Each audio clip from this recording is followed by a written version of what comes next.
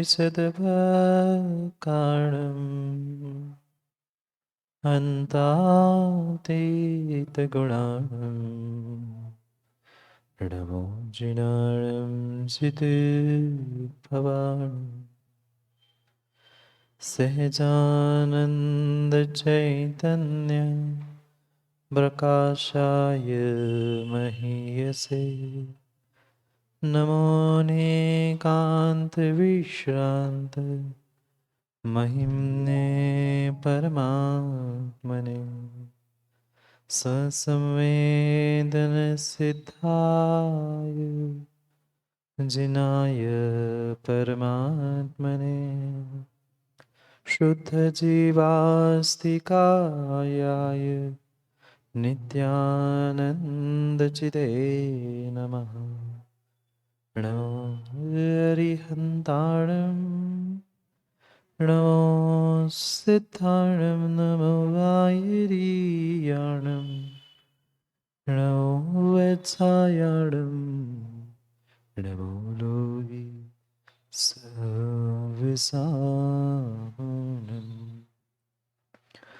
पंच परमेष्ठ भगवान की परम पूज्य आचार्य भगवान कुंद कुंद स्वामी की परम पूज्य आचार्य भगवान अमृतचंद्र स्वामी की परम पूज्य आचार्य भगवान जयसेन स्वामी की परम पूज्य आचार्य भगवान गुरुवर विशुद्ध सागर जी महाराज के सनातन जैन धर्म की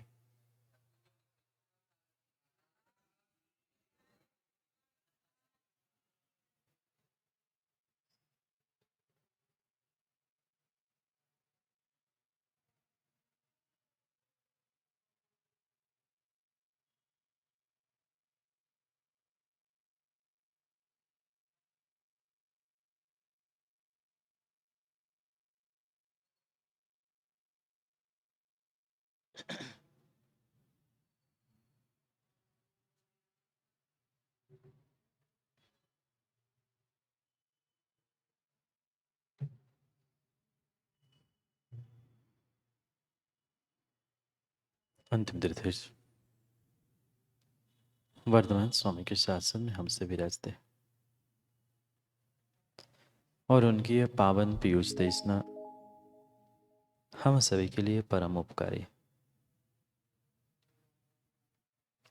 उपकारमयी देशना को समझने के लिए जो 4 अनुयोगों की व्यवस्था थी, उन 4 अनुयोगों में महान अनुयोग द्रव्यानुयोग और द्रव्यानुयोग के इस रहस्य को समझने के लिए हम सभी यहाँ पर पंचास्तिकाय ग्रंथ का स्वाध्याय कर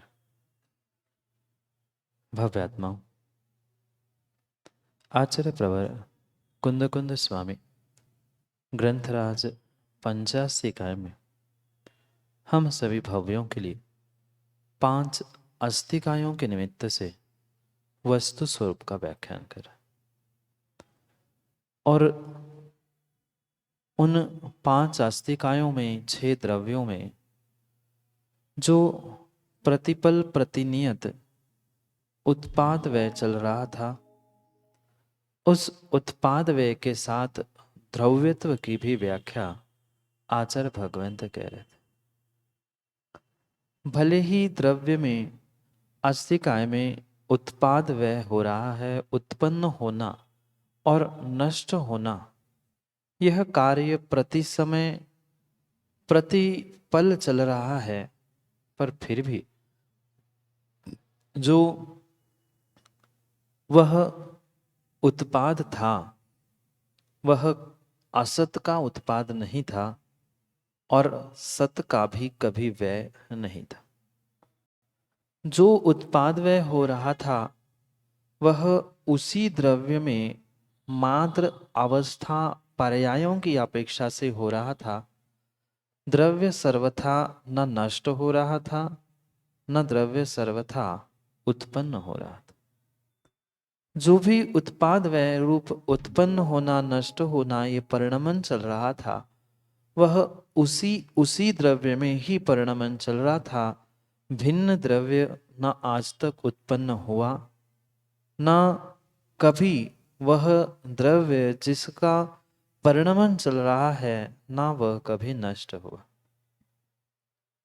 ऐसे उस उत्पाद व स्वरूपी द्रव्य की ही विषय में आचार्य भगवंत हमें जीव की अपेक्षा यानी जीव द्रव्य को सामने लेते हुए उसका कथन कर रहे थे। जो मनुष्य गति में जीव जन्मता है वही मनुष्य गति को समाप्त करते हुए या नष्ट करते हुए मृत्यु को प्राप्त होता है, और जो मरता है वो ही जीव द्रव्य उस देव आदि गति को प्राप्त करता है। मरने वाला भी वही है, जन्मने वाला भी वही है, और जन्म के पुनः मरने वाला पुनः जन्मने वाला वही द्रव्य। इसकी अपेक्षा से हमने सत का कभी भी नाश नहीं होता और असत का कभी भी उत्पाद नहीं होता, पर फिर भी द्रव्य में उत्पाद व्यय चल रहा है, इसका निर्णय किया था। जो उस द्रव्य में प्रति समय परिणमन चल रहा था, वह परिणमन उस पारयार्थिक नय की अपेक्षा से था।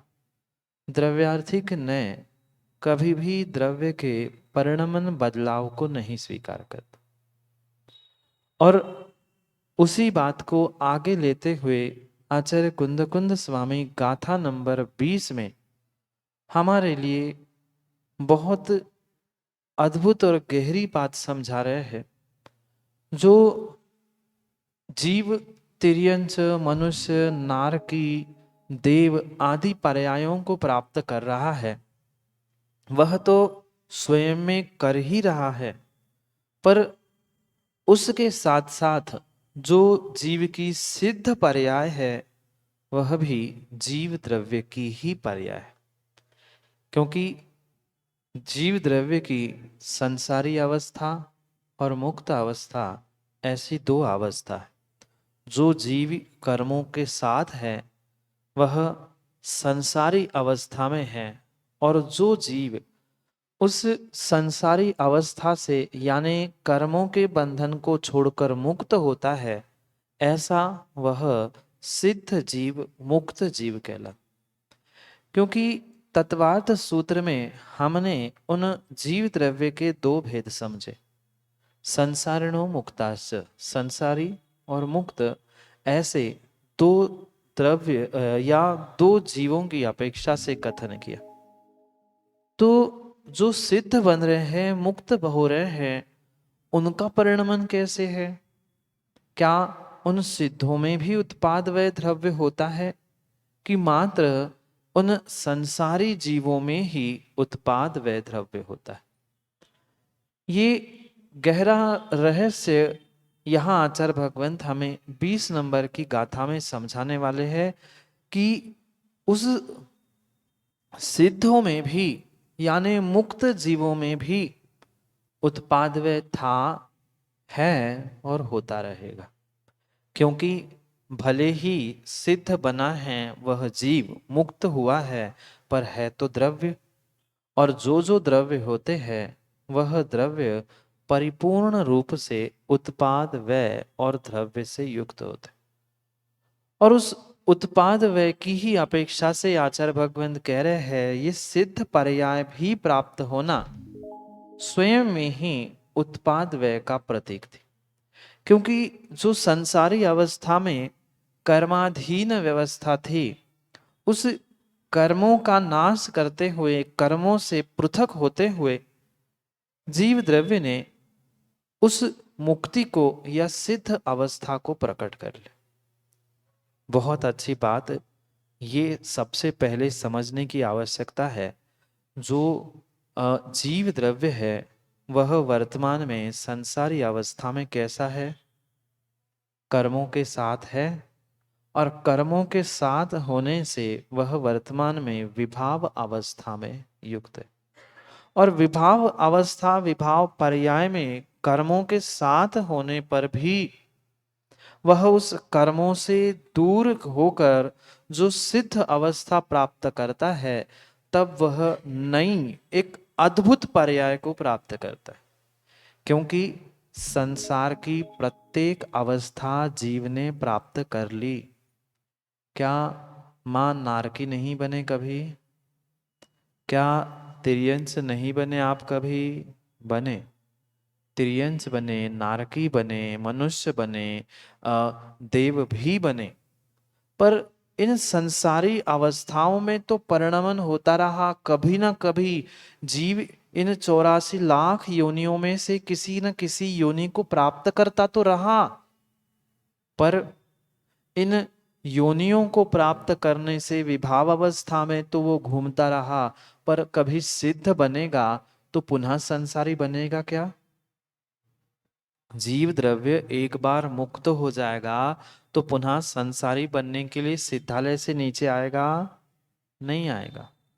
जो एक बार सिद्ध बन गया सो बन गया, वो पुनः संसारी अवस्था में आने वाला नहीं है। क्योंकि वह एक ऐसी पर्याय है, सिद्ध पर्याय, जो उत्पन्न होने पर वह पर्याय नष्ट नहीं होती। इसलिए आचार्य भगवान कह रहे हैं वह सिद्ध अद्भुत पर्याय है। आज तक जिस पर्याय को प्राप्त नहीं किया ऐसी वह पर्याय। समझ में आया? संसार की प्रत्येक अवस्था, तिर्यंच, मनुष्य, नारकी, देव, ये चारों पर्याय कितनी बार प्राप्त कर ली हमने? अनंत बार कर ली होगी। क्योंकि अनंत संसार में जो पंच परावर्तन में हमने भव परावर्तन पढ़ा था, वह कितनी बार कौन से भवों को हमने प्राप्त कर लिया? अनेक अनेक नहीं, अनंत बार हमने उन पर्यायों को प्राप्त कर लिया। पर इस संसार से पार करने वाली सिद्ध अवस्था, सिद्ध पर्याय एक ऐसी है जो एक बार मिलती है पुनः छूटती नहीं। मनुष्य बने पुनः देव बने, देव से पुनः मनुष्य बने, ये पर्यायों का छूटना प्राप्त होना ये तो होता रहा। पर सिद्ध पर्याय ऐसी है जो एक बार प्रकट होने पर पुनः उसे छोड़ा नहीं जाता। इसलिए वो अद्भुत है। ऐसी वह अभूतपूर्व पर्याय है। अभूतपूर्व और भूतपूर्व समझते हैं? भूत यानी भूतपूर्व यानी पिछला। जिसे पहली हमने कभी प्राप्त कर लिया है वे भूतपूर्व है। जैसे कहते हैं भूतपूर्व अध्यक्ष है, भूतपूर्व मंत्री है, ये सब कुछ पिछली बातों को लेकर कहा कि भूत में जो थे। ऐसी संसार की प्रत्येक अवस्था, प्रत्येक पर्याय भूतपूर्व है। क्योंकि उसको कभी ना कभी हमने कम से कम एक बार तो भोगा ही। कम से कम कोई छोटी सी छोटी पर्याय क्यों ना हो, उसको हमने बहुत बहुत अच्छे से कई बार भोग चुके हैं। इसलिए वो भूतपूर्व पर्याय है। और सिद्धों की ऐसी पर्याय है जो अभूत है, जिसको कभी भी आज तक हमने प्राप्त नहीं किया। ऐसी वह अभूतपूर्व पर्याय। दोनों में अंतर समझ में आया? भूतपूर्व और अभूतपूर्व। जो पहले हम प्राप्त करके आए हैं, छोड़ के आए हैं, वह भूतपूर्व पर्याय है। और सिद्ध पर्याय अभूतपूर्व है। क्यों? क्यों? क्योंकि एक बार सिद्ध बनने पर पुनः असिद्ध या संसार में नहीं आना होता। जो पर्याय एक ही बार मिलती है, जो स्थान, जो अवस्था एक ही बार मिलता है, वह अभूतपूर्व होता है। और पुनः पुनः उसे प्राप्त करना ये भूतपूर्व भूतपूर्व भूतपूर्व। इसलिए संसार की प्रत्येक प्रत्येक अवस्था, चारों गतियों की, छोटे से चींटी आदि से लेकर वह निगोदिया से लेकर प्रत्येक बड़ी सी बड़ी महामत्स्य की अवस्था, तिर्यंस की अपेक्षा से देवों की अवस्था, लगभग लगभग सभी पर्यायों को हमने प्राप्त कर लिया। तो वह अभूतपूर्व नहीं है। वो सभी पर्याय कैसी है? भूतपूर्व पर्याय है, भूत में प्राप्त कर चुके हैं, पर सिद्धों की पर्याय ऐसी है जो अभूतपूर्व है। और ऐसी अभूतपूर्व पर्याय होने पर वह पुनः कभी भी वहां उस जो जिसका असत हो गया, यानी संसार की प्रत्येक अवस्था का सिद्ध पर्याय में अभाव हो गया क्या? कल भी हमने, परसों भी हमने समझा था कि जीव की मनुष्य पर्याय का देव पर्याय में अभाव है, देव पर्याय का तिर्यंश पर्याय में अभाव है, तिर्यंश पर्याय का नारकी पर्याय में अभाव है क्या? है। पर जैसे एक पर्याय का दूसरे पर्याय में अभाव है, ऐसे ही संसार की प्रत्येक पर्याय का अभाव सिद्ध पर्याय में है। समझ में आया? सिद्ध पर्याय मतलब क्या? कर्मों से मुक्ति, कर्मों से मुक्ति। और ये जितनी भी त्रियंश, मनुष्य, नारकी आदि पर्याय है, ये कर्मों के निमित्त से है। फिर इन कर्मों को पूर्ण रूप से हमने छोड़ दिया तो वह अभूतपूर्व सिद्ध पर्याय प्रकट होने पर अब पुनः उस भूतपूर्व अवस्था का जिसका असत था उसका उत्पाद नहीं होगा। विषय हमारा वही चल रहा था, असत का उत्पाद और सत का विनाश नहीं होता। सिद्ध पर्याय में बाकी सभी पर्यायों का असत था, बाकी सभी पर्यायों का अभाव था। आप सभी मनुष्य हो क्या? आप सभी मनुष्य हो। मनुष्य पर्याय में नारकी पर्याय है क्या आपकी? नहीं है। मनुष्य में मनुष्य ही पर्याय है, तो सिद्धों में देव पर्याय, नारकी पर्याय, मनुष्य पर्याय होगी क्या? कोई नहीं होगी। वो सभी कर्मों के निमित्त से थी। अब कर्मों का वहां कोई भी अवशेष नहीं बचा, कोई सत्ता नहीं बची। किसी प्रकार से वहां कर्मों का कोई भी बोध या कर्मों का कोई भी वहां पर अवशेष द्रव्य बचा ही नहीं। और तभी तो वह अभूतपूर्व सिद्धों की पर्याय प्रकट हुई है। इसलिए यहां आचार्य भगवंत हमें समझाने वाले हैं कि ज्ञानावरण आदि कर्मों के निमित्त से जो जीव ये संसार में भटक रहा था, अनेकानेक पर्यायों को प्राप्त कर रहा था, जैसे ही कर्म और आत्मा मुक्त होती है, पृथक हो जाते हैं, वह अभूतपूर्व सिद्ध पर्याय उत्पन्न होने पर उसमें कोई भी असत उत्पन्न नहीं होता। मूल सिद्धांत यही चल रहा है, असत का उत्पाद और सत का विनाश नहीं होता। जो मौजूद है वह कभी मिटता नहीं है, और जो मौजूद है नहीं है वह कभी बनाया नहीं जाता, बनता नहीं। जैसे गधे के सिंग नहीं होते सो बनाए भी नहीं जाते, ना देखने में आते हैं। और जो सतरूप द्रव्य है, जीव है, वह सभी पर्यायों में जीव जीव जीव की अपेक्षा से जीव है। जीव कभी भी मरता नहीं है, जीव कभी भी जन्म नहीं लेता। अगर कह रहे हैं जन्म लेता है मरता है, तो मात्र पर्यार्थिक न की अपेक्षा से, पर्याय की अपेक्षा से, मनुष्य तिर्यंश की अपेक्षा से होता है। बाकी जीव वैसे मरता नहीं। उसी बात को सिद्ध पर्याय में घटित करते हुए कह रहे हैं कि सिद्ध पर्याय में भी असत का, अभाव का, या जो मौजूद नहीं है उसका कभी भी उत्पाद होता ही नहीं है। पढ़ते हैं 20 नंबर की गाथा को, जहां सिद्धों के अत्यंत असत का उत्पाद करने का निषेध करते। जो अत्यंत अभाव है, सिद्धों में कर्म है क्या? मां सिद्धों में कर्म है? एकाध तो कर्म होगा, कोई कर्म नहीं है। तो कर्म नहीं है तो कर्मों के निमित्त से होने वाली पर्याय है। जहां कर्म ही नहीं है तो कर्मों से, कर्मों के निमित्त से होने वाली उनकी पर्याय भी नहीं। तो क्या सिद्धों को कर्मों का आश्रय होगा? क्यों नहीं होगा? कर्मों का सिद्धों को आश्रय बंधक क्यों नहीं होगा? कर्म तो है। क्या तीन लोक में कर्म नहीं है क्या? कर्मण वर्गणाएं नहीं है क्या? वहां भी कर्मण वर्गणाएं हैं। पूरे तीन लोक में ठसाठस कर्मण वर्गणा पुद्गल परमाणु है, पर फिर भी उनको कर्मों का आश्रय बंध है क्या? क्यों नहीं है? उन्होंने जो पिछला कर्म बंध तो छोड़ा, पर नया भी होना चाहिए था कि नहीं? नया होना चाहिए था कि नहीं? पर क्यों नहीं हो रहा है? क्योंकि कर्मों का वहां अभाव है। किसमें? सिद्धशिला में नहीं, आत्मा में। आत्मा में परिपूर्ण रूप से ज्ञानावरणादि कर्मों का अत्यंत अभाव हो चुका है।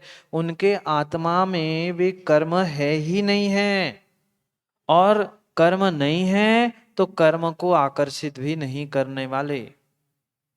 पूज्यपाद स्वामी के इष्टोपदेश ग्रंथ को पढ़ा क्या? कर्म कर्म हिताबंधी, जीव जीव हितस्पृहा। कर्म ही कर्म को आकर्षित करते हैं। जिसके पास द्रव्य कर्म नहीं है वो भाव कर्म से रहित होता है, और जो भाव कर्म से रहित होता है वह नियम से द्रव्य कर्म, द्रव्य आश्रव, द्रव्य बंध से भी रहित होता है। इसलिए जिनके पास उन कर्मों का अत्यंत अभाव है ही नहीं है, उनके पास नए कर्म भी आने वाले नहीं है। बात आई समझ में? सिद्धों के पास कर्म है, नए आएंगे। क्यों नहीं आएंगे? क्योंकि कर्मों का उनके आत्मा में अभाव है, असत है। उस विद्यमान और अविद्यमान, वहां पर भगवान, सिद्ध भगवान के पास कर्मों का अविद्यमानपना है, कर्म विद्यमान नहीं है। और जो विद्यमान नहीं होता वहां पर वह उत्पन्न भी नहीं होगा। क्योंकि मूल सिद्धांत हमारा कुंद कुंद स्वामी हमें यही समझा रहे हैं कि सत का नाश नहीं होता, तो वह संसारी अवस्था से सिद्धावस्था को भी प्राप्त कर चुके, पर फिर भी वहां पर वह किसी प्रकार से असत को उत्पन्न नहीं कर रहा है, ना कभी वह सत का नाश कर रहा है। जीव का नाश हुआ क्या? संसारी अवस्था से सिद्ध बने, जीव का नाश हुआ, पुद्गल का नाश हुआ, पुद्गल का नाश हुआ, कर्मों का नाश हुआ, कर्मों का नाश हुआ। कर्मों का कैसे नाश हो सकता है? कर्म मतलब पुद्गल द्रव्य है, और यहां तो कह रहे हैं कोई भी द्रव्य का नाश नहीं होता, मात्र अवस्थाएं बदलती है। ऐसा ही पढ़ा ना हमने 2-3 दिन से। असत का उत्पाद नहीं और सत का नाश नहीं, तो पुद्गल द्रव्य रूपी कर्म उनका नाश नहीं होता।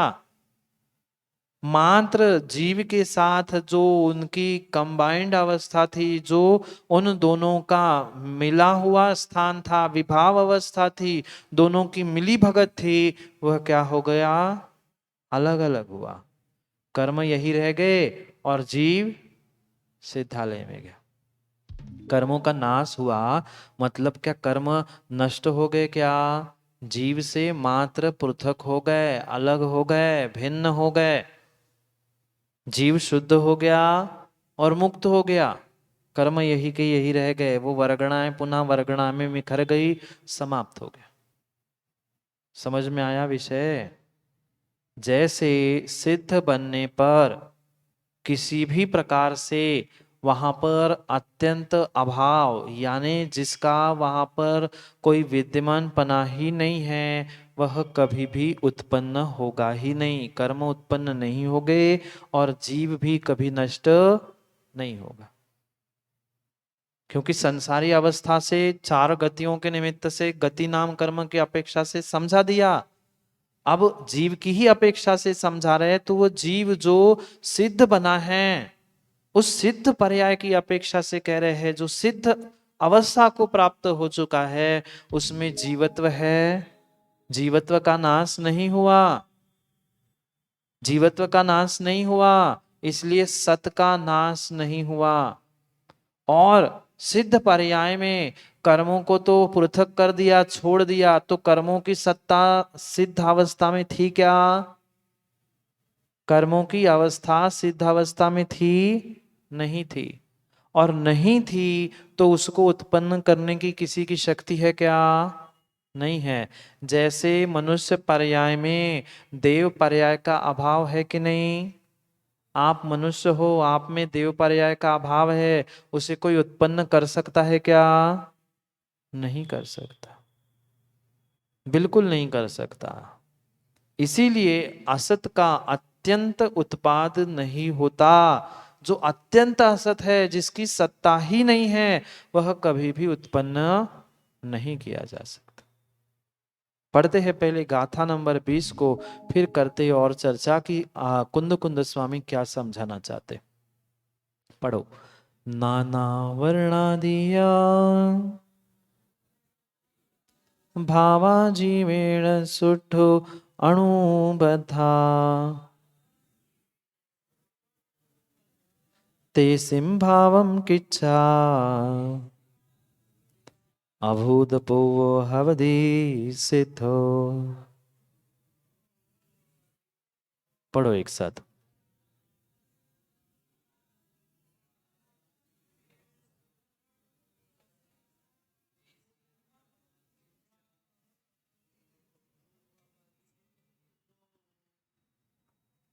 नाना वर्णा दिया, कर्म कितने? 8। ज्ञानावरणी, दर्शनावरणी, वेदनी, मोहनी आदि, इन 8 कर्मों का क्या कह रहे हैं? ज्ञानावरणादि भाव जीवेण सुठु अणुबद्धा, जीव के साथ भली भांति सुठु यानी सुष्ठु विशेष प्रकार से भली भांति अनुबद्धा यानी अनुबद्ध है, बंधे हुए है। कौन?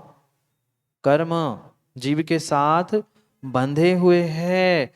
ऐसे बंधे हुए उन कर्मों का क्या हुआ? ज्ञानावरणादि भाव जीव के साथ अच्छे प्रकार से बंधे हैं, और तेषाम अभावम कृत्वा, उनका अभाव करने से ही अभूतपूर्व सिद्धा, अभूतपूर्व सिद्ध भवती होता है।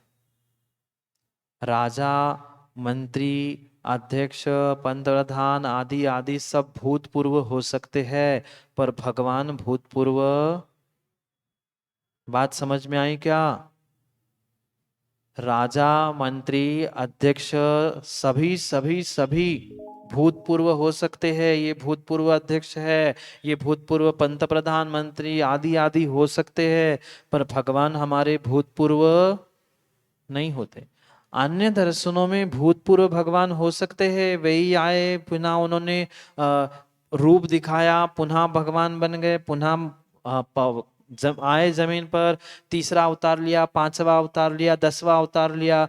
उनके यहाँ तो भूतपूर्व भगवान होंगे, वे पुनः संसार में आके रूप अवतार लेके पुनः भगवान बन जाएंगे। पर हमारे सिद्ध भगवान अभूतपूर्व है, वो एक बार बन गए सो बन गए, वे पुनः भूत पर्याय को प्राप्त नहीं करेंगे। क्यों नहीं करेंगे? क्योंकि जीव जब तक संसार में था तब तक वह ज्ञानावरणादि 8 कर्मों से परिपूर्ण युक्त था, और जैसे ही वह 8 कर्मों का अभाव कर लेता है, 8 कर्मों को नष्ट कर लेता है, वह क्या कर होता है? अभूतपूर्व सिद्ध बनता है। कैसा सिद्ध? अभूतपूर्व। शब्द समझ में आया क्या? भूतपूर्व और अभूतपूर्व, जो आज तक नहीं बना उसे अभूतपूर्व कहते हैं। अपूर्व है, पूर्व में जो नहीं हुआ, भूत में जो नहीं हुआ, ऐसा वह अपूर्व अभूतपूर्व सिद्ध अवस्था को प्राप्त होता है। कौन होता है? वही जो संसारी जीव था, वो ही संसारी जीव जैसे ही कर्मों का अभाव हो जाता है, वह सिद्ध बनता है। सिद्ध कौन बना? पुद्गल द्रव्य। ये सिद्ध होगा ना? ये सिद्ध होगा क्या? सिद्ध कौन बनेगा? जीव द्रव्य बनेगा। और एक बार सिद्ध बनने पर पुनः संसारी बनेगा क्या?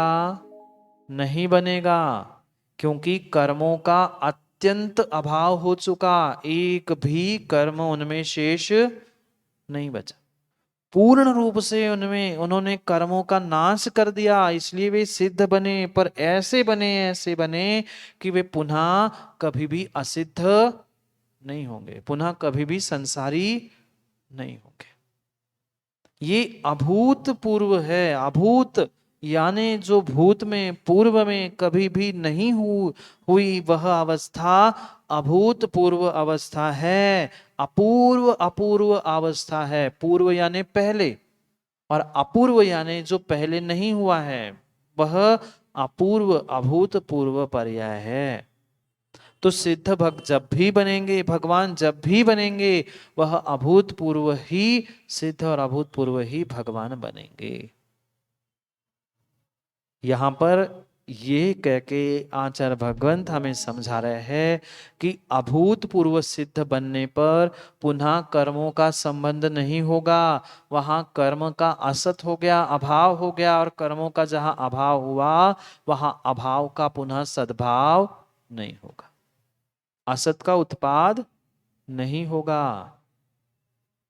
इसीलिए उस ज्ञानावरणादि भाव रूप कर्मों का बहुत अच्छे प्रकार से जिन्हें आपको बांध के रखा है, उसका अभाव होने से अभूतपूर्व सिद्ध अवस्था प्रकट होती है। किसकी? जीव द्रव्य की। जो संसारी था वो ही सिद्ध बनेगा।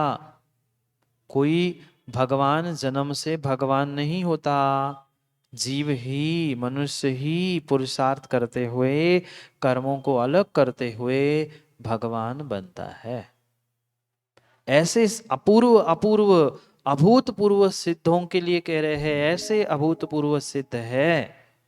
बात आई समझ में? कर्मों का अभाव होने से वह अभूतपूर्व सिद्ध बने। क्यों? क्योंकि कर्मों की सत्ता जब तक थी तब तक असिद्ध थे, संसारी थे, और जैसे ही उस कर्मों से दूर हो गए, कर्मों को दूर कर दिया, वे ही जीव द्रव्य, वो ही जीव द्रव्य अभूतपूर्व सिद्ध बना। क्योंकि एक बार सिद्ध बनने पर पुनः वो असिद्ध, अमुक्त नहीं होता, क्योंकि वहां संसारी पर्याय का, कर्मों का अत्यंत अभाव हो चुका है। और जिसका अत्यंत अभाव होता है, अत्यंत असत होता है, वह कभी भी उत्पन्न नहीं होता। जैसे किसी माँ ने घी बनाया, माँ घी बनाते हैं, घी बनाते हैं ना। जो घी बना था वह अब घी से पुनः दूध बना देना। दूध से बनता है ना घी। घी किससे बना? दूध से, दही आदि आदि सब बना, मक्खन बना। तो एक काम कर लेना, घर में रखे हुए उस घी से कह देना तू दूध बन जा, बनेगा। आप बना लेना। ठीक है, दूध नहीं बना पा रहे हैं, दही बना देना। क्यों? दही से बनाना। दही नहीं बनाओ, मक्खन तो बना सकते ना, मक्खन बना देना। अरे दूध किससे, घी किससे निकला था? दूध, दही, मक्खन से ही घी बना था ना। तो तीनों में से एक ही पर्याय बना के दिखा दो।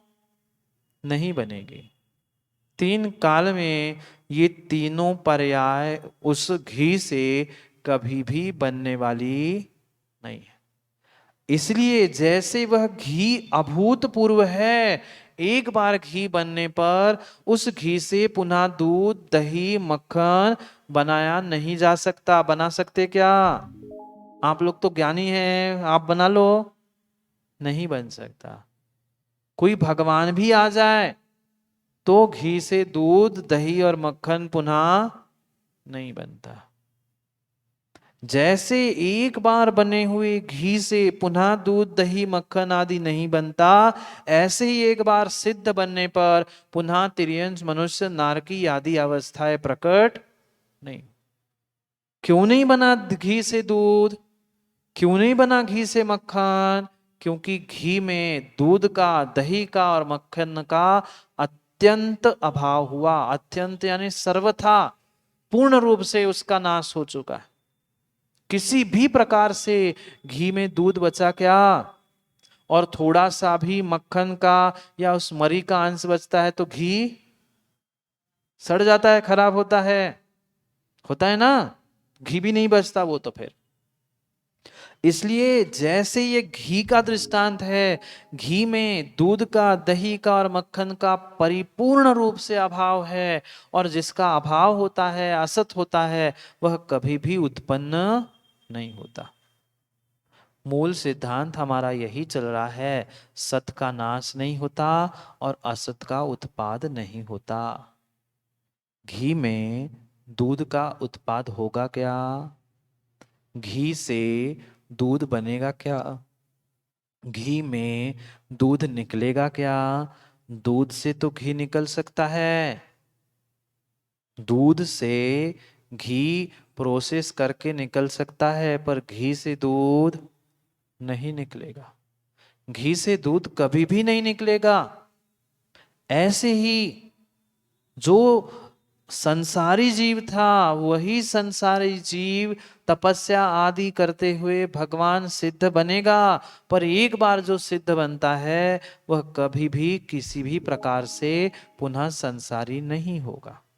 क्योंकि जैसे घी में दूध, दही और मक्खन का पूर्ण रूप से असत था, अभाव था, अविद्यमानपना था, गैर मौजूदगी थी, ऐसे ही सिद्धों में भी संसार की अवस्था का, कर्मों का, किसी कर्म के एक अंश का भी अस्तित्व नहीं है, सत्ता नहीं है। और इसी कारण से वह सत्ता जिसकी नहीं है, जो असत्ता है, वह कभी भी उत्पन्न नहीं होता, उत्पाद को प्राप्त नहीं होता। बात आई समझ में? घी के जैसी ही वह सिद्ध पर्याय है। घी समझ में आया? सिद्ध आए नहीं आए, पर घी और दूध तो समझ में आ ही गया होगा। भले ही दृष्टांत समझ में आए, पर मूल हमारा दृष्टांत, मूल हमारा विषय, मूल सिद्धांत उन सिद्ध और जीवों की अपेक्षा से कह रहे। जो जीव द्रव्य एक बार अभूतपूर्व सिद्धावस्था को, घी भी अभूतपूर्व था, घी भी कैसा था? अभूतपूर्व था। ऐसी ही सिद्ध अवस्था भी अभूतपूर्व है, अपूर्व है। एक बार घी बन गया सो बन गया। अब पुनः वो भूतपूर्व पर्यायों को, दूध, घी, दूध, मक्खन आदि अवस्थाओं को प्राप्त नहीं होगा। ऐसे ही ये अभूतपूर्व सिद्ध जो बनता है, वह कभी भी भूतपूर्व पर्याय को, भूतपूर्व संसारी अवस्थाओं को, कर्मों को कभी भी प्राप्त नहीं हो सकता। बात आई समझ में? वो अभूतपूर्व सिद्ध कौन बना? जीव द्रव्य बना। कैसे बना? कर्मों का अत्यंत अत्यंत अभाव करके, कर्मों से परिपूर्ण रूप से छूटते ही वह सिद्ध बना था। और ऐसे सिद्ध में, ऐसे सिद्ध भगवान में कभी भी पुनः कर्म उत्पन्न नहीं होंगे, कभी भी उसमें वह अर्हंत अवस्था या कभी भी उसमें संसारी अवस्था भी उत्पन्न नहीं होगी। क्या सिद्ध अरिहंत बनेंगे फिर से? सिद्ध के बाद पहले अरिहंत भगवान ही तो थे, पर क्या सिद्ध भगवान अरिहंत भगवान बन सकते हैं? क्यों? दोनों भी तो भगवान है ना। पर फिर भी नहीं बन सकते। सिद्धों ने 8 कर्मों का नाश कर दिया और अरिहंतों के 4 कर्म शेष थे। इसलिए पुनः उन 4 कर्मों को ग्रहण नहीं किया जा सकता, क्योंकि वहां कर्मों का, संसारी अवस्था का, सभी का अत्यंत अभाव होने से ही वे अपूर्व सिद्ध हुए हैं, वे अभूतपूर्व सिद्ध हुए हैं। जिसमें कोई भी भूतपूर्व पर्याय का, भूतपूर्व द्रव्य का कोई सत्ता नहीं है, ऐसे उस अवस्था को, अभूतपूर्व अवस्था, सिद्ध अवस्था को कर्मों का अत्यंत नाश करके उन्होंने प्राप्त कर लिया। कर्मों के साथ जो एक में एक पना था संसारी अवस्था में, उसका अभाव होते ही वह अभूतपूर्व सिद्ध होते हैं। इतना अर्थ कहते हुए आचार्य भगवंत हमें ये बार बार समझा रहे हैं कि किसी भी प्रकार से जो अत्यंत अभाव को प्राप्त हो चुका है, ऐसे उस अत्यंत अभाव को प्राप्त हुआ कभी भी असत को उत्पन्न करने वाला नहीं हो सकता। जैसे घी, दूध, दही और मक्खन को उत्पन्न नहीं कर सकता, ऐसे ही किसी भी प्रकार से वह जो हमारा सिद्ध भगवान का परिणमन चल रहा है, वह सिद्ध भगवान भी किसी भी प्रकार से पुनः उस असिद्ध अवस्था को उत्पन्न नहीं करते हैं। समझ में आया? टीका में भी आचार्य भगवंत हमें यही समझाने वाले कि कर्मों के निमित्त से ये विभाव अवस्था थी, संसारी अवस्था थे, पर जैसे ही कर्मों से रहित वह स्वभाव को प्राप्त कर लेते हैं, पुनः वह विभाव अवस्था को प्राप्त नहीं करते। इस प्रकार से गाथा नंबर 20 में कुंद कुंद स्वामी सिद्ध भगवान के अत्यंत असत का उत्पाद नहीं होता ये सिद्ध कर, मात्र सिद्ध ही नहीं, प्रत्येक अवस्था में असत का उत्पाद नहीं होता और सत का नाश नहीं होता। जीवत्व जीवत्व नष्ट नहीं हुआ और जो असत रूप पर्याय थी वह भी उत्पन्न नहीं हुई। टीका में पढ़ेंगे उसको, पर आज का समय हो गया।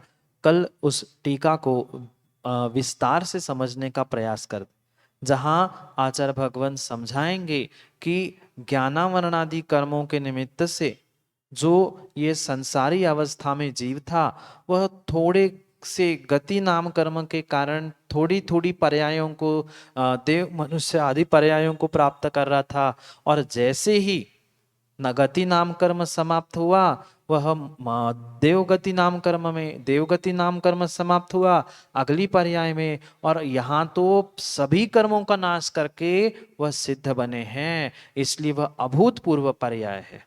बहुत अच्छे दृष्टांत के साथ समझाएंगे कि कैसे वह दृष्टांत से हम उस सिद्ध को और अभूतपूर्व सिद्ध के अत्यंत असत के अभाव को कैसे समझेंगे, उसको दृष्टांत से कल समझने का प्रयास करेंगे। आज का समय यही पूर्ण हुआ। कल आगे टीका में आचार्य अमृतचंद स्वामी समय व्याख्या में बहुत सामान्य भाषा में और बहुत अच्छे दृष्टांतों के द्वारा हमें इस बात को समझाने का प्रयास करेंगे, जिसे अपन कल पढ़ेंगे। आज का समय पूर्ण हुआ। कल पुनः समय पर समय की बात समझने के लिए